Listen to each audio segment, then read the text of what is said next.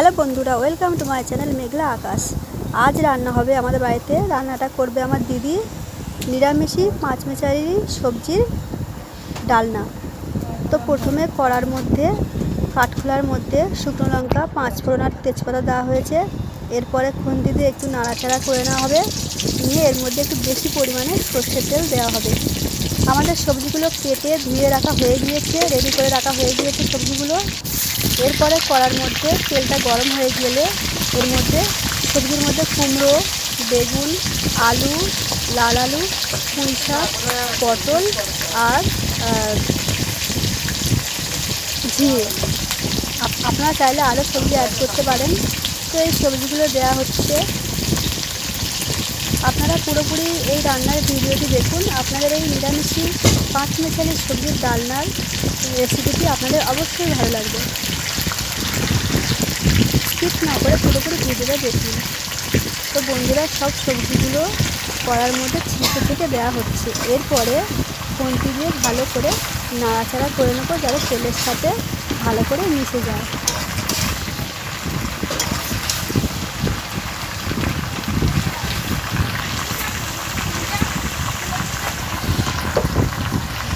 তো ভালো করে নাড়াচাড়া করে না হয়ে গিয়েছে। এরপরে এর মধ্যে দিয়ে দেওয়া হবে পরিমাণ মতো লবণ।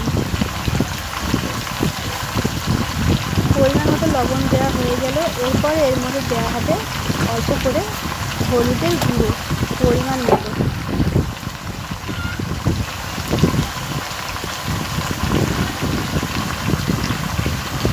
হলুদের গুঁড়ো দেওয়া হয়ে গিয়েছে। এরপরে দেওয়া হবে অল্প করে একদম সামান্য পরিমাণে লঙ্কার গুঁড়ো।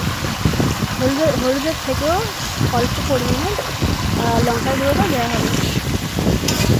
তারপরে এর মধ্যে দেওয়া হয়েছিল জিরের গুঁড়ো আর ধনের গুঁড়ো।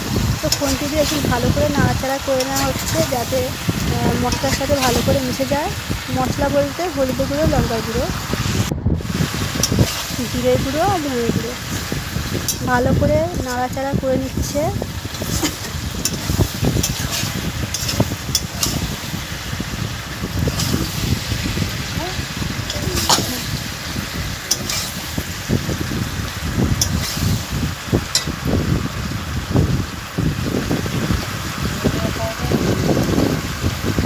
এরপরে এর মধ্যে আগে তখন দেওয়া হয়নি, আমি বলেছিলাম জিরের গুঁড়ো, ধনের গুঁড়ো।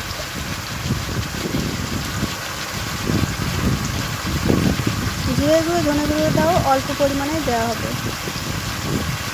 দিয়ে এটা আরও ভালো করে নাড়াচাড়া করে কষিয়ে নেওয়া হবে।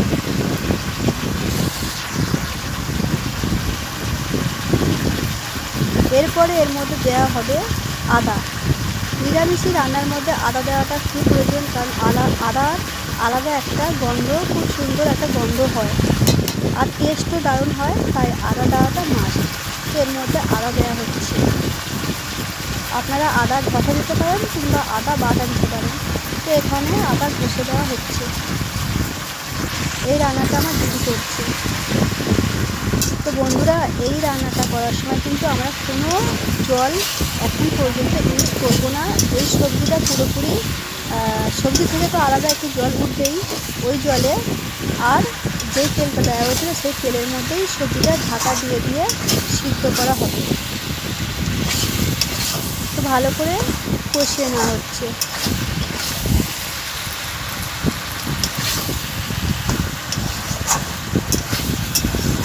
এরপরে কষানো হয়ে যাওয়ার পরে এটা আমরা ঢাকা দিয়ে দেবো সিদ্ধ হওয়ার জন্য। ঢাকনাটা তুলে নেওয়া হয়ে গিয়েছে। খুন্তি দিয়ে দেখা হচ্ছে আলু সিদ্ধ হয়েছে কিনা, পুঁই শাকের ডাঁটা সিদ্ধ হয়েছে কিনা। আরও ভালো করে কষিয়ে নেওয়া হচ্ছে।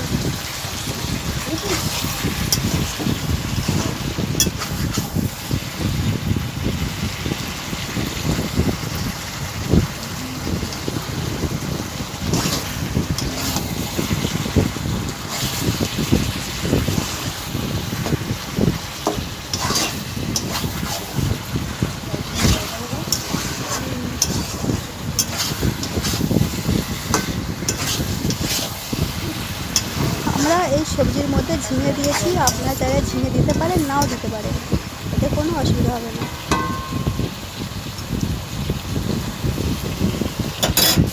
সবজিটা খুব ভালো মতো সিদ্ধ হয়ে গিয়েছে, খুবই সুন্দরভাবে সিদ্ধ হয়েছে। এবারে খুন্তি দিয়ে এরকমভাবে নাড়াচাড়া করে করে এরকমভাবে মাখো মাখো টাইপের সবজিটা বানাতে হবে। এরপরে অল্প পরিমাণে জল দেওয়া হবে, অল্প পরিমাণে জল দেওয়া হবে। দিয়ে এটাকে আমরা এবারে আরেকটু ঢাকা দিয়ে দেবো। তো বন্ধুরা, আমরা ঢাকা দিয়েছিলাম, ঢাকনা তুলে নিয়েছি। আমাদের ডালনাটা খুব সুন্দর করে সিদ্ধ হয়ে গিয়েছে খুবই। এরপরে এর মধ্যে আমরা অল্প সামান্য পরিমাণে চিনি দিয়ে দেবো, দিয়ে আরেকটু নাড়াচাড়া করে ঢাকা দিয়ে দেবো।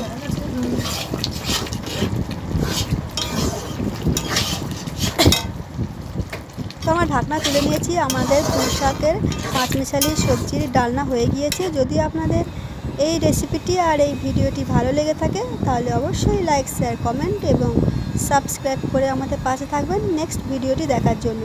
নিরামিষি পুঁই শাক কুমড়ো দিয়ে পাঁচমিশালি সবজির ডালনা। সবাই ভালো থাকবেন আর সবাইকে ভালো রাখবেন।